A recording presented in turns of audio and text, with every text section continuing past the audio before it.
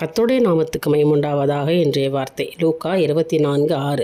அவர் இங்கே இல்லை, அவர் உயிர்த்தெழுந்தார். விசுவாசிக்கிறோம், ஆமேன் சொல்லுங்கள். எனக்கு அருமையானவர்களே, என் தேவன் உயிரோடு இருக்கிறார், என் மீட்பர் உயிரோடு இருக்கிறார், இன்றைக்கும் ஜீவிக்கிறவராக இருக்கிறார். மிகுந்த சந்தோஷம்.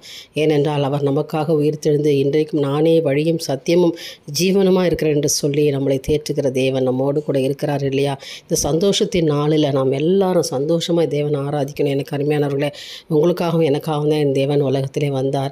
ஆண்டவர் தெரிந்து கொள்ளப்பட்டு இன்றைக்கு நமக்காக வாழ்ந்து கொண்டிருக்கிறார். அவர்தான் இன்றைக்கு ஜீவிக்கிற தேவன், உயிருள்ள தேவன். இந்த ஈஸ்டர் நாளில் அநேக இடங்களில் இன்றைக்கி தேவனை குறித்து ஆராதித்து கொண்டிருக்கிற இந்த வேளையில் உங்களையும் தேவன் பார்த்து சொல்ல, எனக்கு அருமையான மகளே, நீ என்னை நேசிக்கிறாயா? நான் உனக்காக மரித்தேன், நீ எனக்காக என்ன செய்ய போகிறாய்?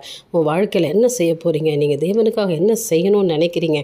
சீக்கிரம் ஒரு முடிவெடுங்க. ஆண்டவராக இயேசு கிறிஸ்துவை விசுவாசிங்க. நீங்களும் உங்கள் வீட்டாரும் ரட்சிக்கப்படுவீர்கள். அவர் ரட்சிப்புக்குள்ளே நடத்துகிற தேவன். அவர்தான் உலகத்தின் ரட்சகர். அவரை அன்றி உலகத்தில் மீட்பர் யாருமே இல்லை. அவரை விசுவாசிங்க. உங்கள் வாழ்க்கையை தரத்தை ஆண்டவர் மாற்றி போடுவார். ஜீவனுள்ள தேவனை ஆராதிக்கிறதுக்கு ஆயத்தமாகுங்க. என்றைக்கும் நம் மீட்பர் உயிரோடு இருக்கிறார். அவர் மரித்தோரிலிருந்து உயிரோடு எழுந்து இன்றைக்கும் ஜீவிக்கிறவராக இருக்கிறார். தினந்தோறும் கர்த்தர் உங்களை வழிநடத்துவாராக. இந்த நாளிலும் தேவனுடைய கரம் உங்களோடு இருப்பதாக. என் தேவனுக்கே மகிமை உண்டாகட்டும். ஆமேன்.